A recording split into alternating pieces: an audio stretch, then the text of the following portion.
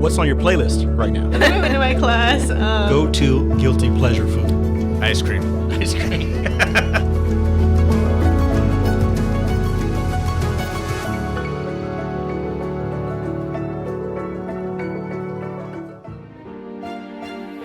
Hola, buenos días. My name is Lina Mendez. I came to Davis in 2003 to pursue my PhD in education, which means that I've been here for 20 years. My research at the time looked at the access Latino English learners had to higher education. I then became a postdoctoral scholar at the medical center and did research on Latinos and mental health. I came back to the Davis campus and became the inaugural Associate Director for the Center for Chicanx and Latinx Academic Student Success, also known as El Centro. And now I'm the inaugural Hispanic-Serving Institution Director, or HSI. And for me, all of this has me coming full circle from access to servingness all the way to graduation.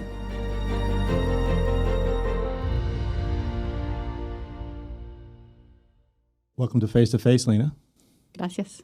Thanks for being here, and thanks for all the work you're doing for us in DEI, and especially your new role, or not so new anymore, role in being our HSI director. That's really appreciated by the campus, and it's really helping us pursue our overall DEI goals.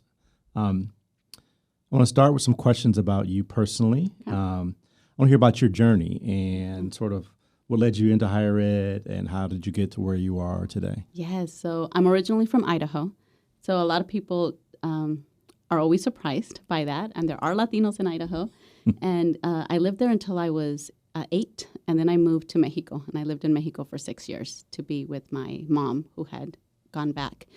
And I believe that transnational education, living in Mexico for 6 years and coming back to Idaho and experiencing the educational system in Idaho is what really made me want to become an educator. So I remember thinking in high school, I want to be a teacher. I don't want a bilingual educator. I don't want a student to feel like they are not smart enough because they don't know the language. So to me, education became a way of really helping other people. And how did you get from Idaho to UC Davis? So I decided to do a national student exchange program. So I went from Boise State University to New Mexico State University. And I was only going to be there for a year and then come back and finish my degree. But I was really fortunate to receive the Gates Millennium Scholarship, the inaugural year that it was given out. And it allowed me to transfer to New Mexico State and graduate from New Mexico State. And I loved it because New Mexico is completely different than Idaho. And I loved the Native American community, the Chicano Latino community, the borderlands. So it was just really, to me, as a bilingual educator at the time, it was the perfect place to be. And after that, this scholarship allowed me to go to Harvard, and it was going to pay for all of my master's and my PhD. So I went to Harvard, and it was extremely difficult and hard and challenging to be in these spaces where people had gone to Ivy League schools, and I had gone to a state school. I felt like I was so far away from my family. And I remember calling my family within my first week at Harvard and saying, I don't think I can do this. This is really hard. And I remember my older brother telling me, you better finish what you started. And I remember crying and thinking, oh no, I better finish this. And from Harvard, I was recruited to come to Davis by a Chicana Latina faculty member, Patricia Gándara. And she did a lot of research on Chicano Latinos and higher education. And eventually she went to UCLA. But to me, that's how I ended up in Davis. And I stayed here and I never left. Well, as an older brother myself, I can tell you how important we are to our sisters. Absolutely, right. I agree. Your first administrative role here was El Centro Associate Director. And I know you still keep in touch with the students and you still visit the center from time to time. Tell us about that experience and that relationship and why that's an important part of what we do here at Davis. I want to backtrack a little bit. After I finished my postdoc at the medical center, I was trying to get jobs back in the Davis campus to work with students. And I found myself overqualified with a PhD and underqualified because I didn't have student affairs experience. And I wasn't getting interviews. I wasn't really landing the jobs I wanted. So I came back as a temporary employee. So I ended up in undergraduate education at the Center for Educational Effectiveness, helping to train TAs and doing some of the faculty learning communities. And I was there for about a year. And at the time, they had someone from Organizational Excellence coaching some of the staff. And I remember her asking me, what kind of job do you want to do? And I remember thinking, I'll do anything. I just need a job. And she said, but what do you really like to do? And I remember telling her, I want to work with Chicano Latino students. I want to have flexibility because I have young children. And I want to make a difference in the life of young people. And she said, why don't you apply for jobs like that? And I remember asking her, I can do that? And she's like, of course you can. And honestly, it was one of those aha moments in my life where a part of me was looking around thinking, which one is a good fit for me?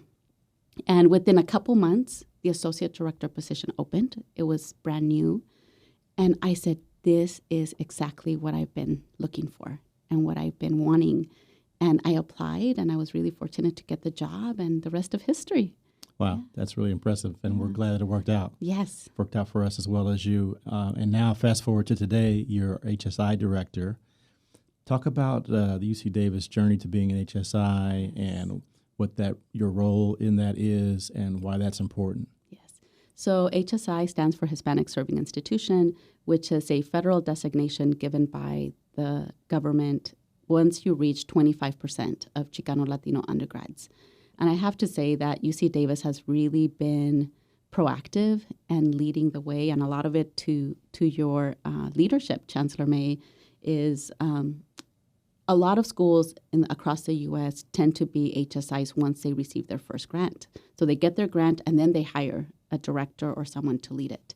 And UC Davis did it the other way around. They wanted to be intentional about how do we get to HSI in a thoughtful manner that will sit well with our campus community, who we are, and how we move forward.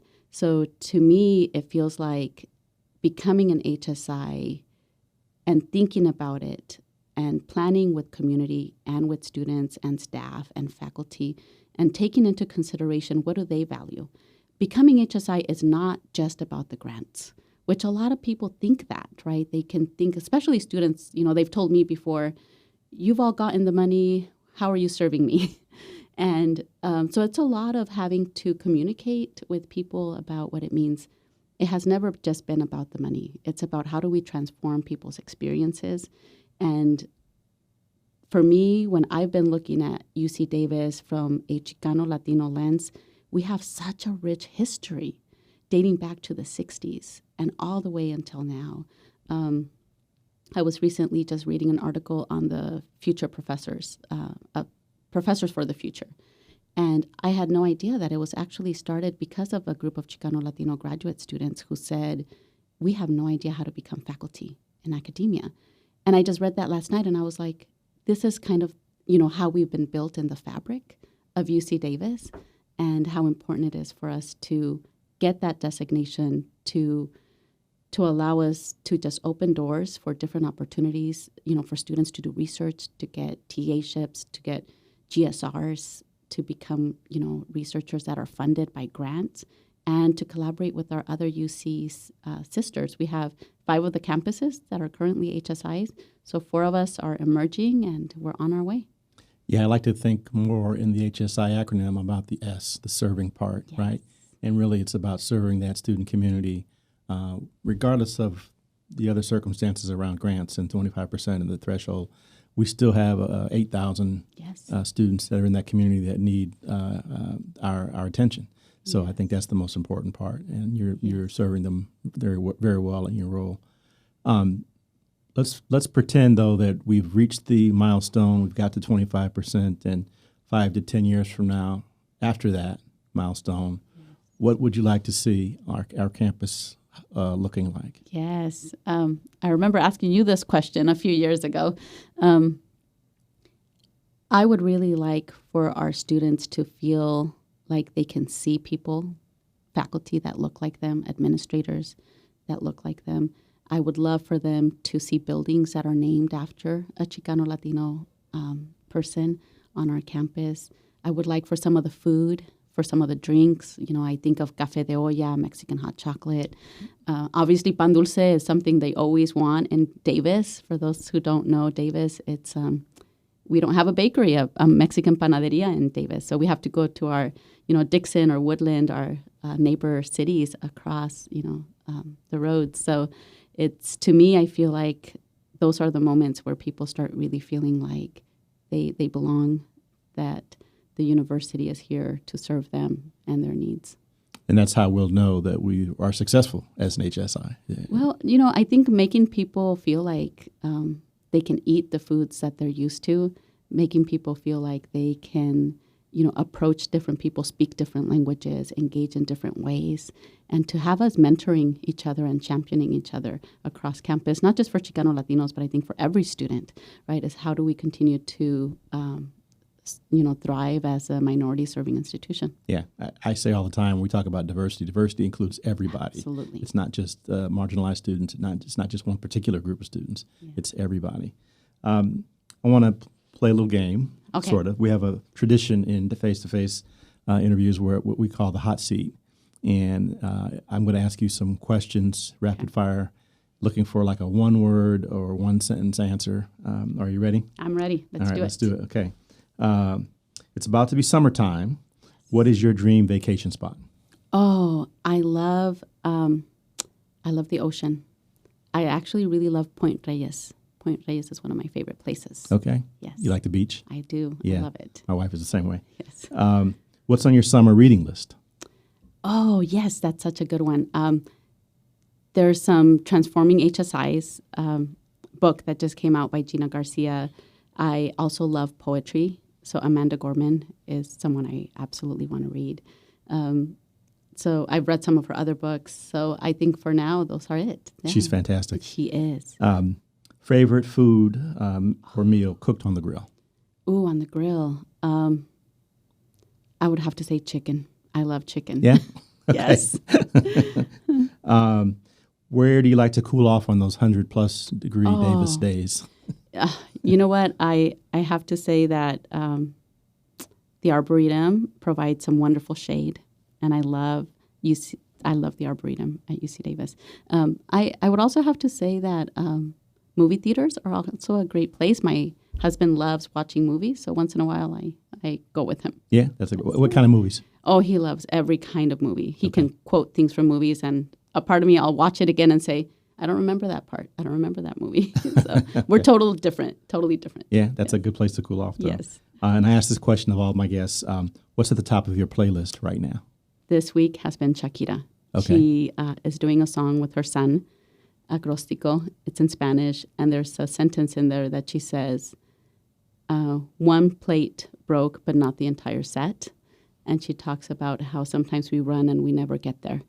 And also how it is of wise people to learn how to forgive. Wow. So it's, you pay attention to the lyrics. Yes, yes. Okay, now it's your turn. You can ask me any question you would like. Great. Okay, so I wrote down my questions. Okay. So as a leader, mentoring and championing is really important to you. How has that influenced you as a leader? Well, I have to say that I owe much of my own success to having good mentors in my career.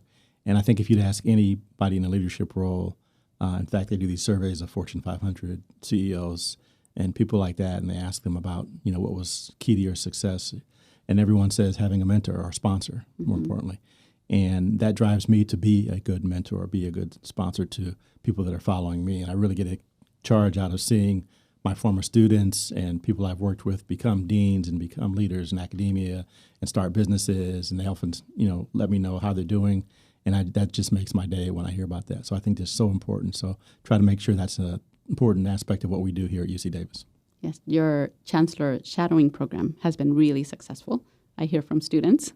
Thank you. Yeah, that's one example. I think students, we want to demystify what these jobs are to our students. So we let them follow us around for a day and see how interesting it is and maybe not as exciting as they thought it was going to be.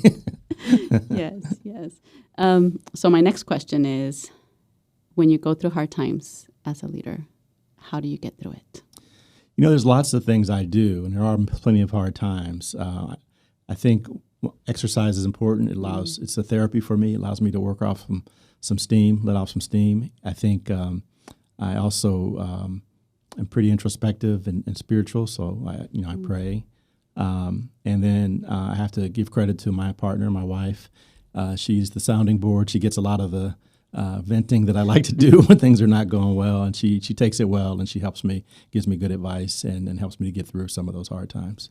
Great, wonderful. So It's been a real pleasure talking with you, Lina. I really enjoyed the conversation. And thanks, everyone, for watching. And we will see you next time on Face to Face. Go Ags.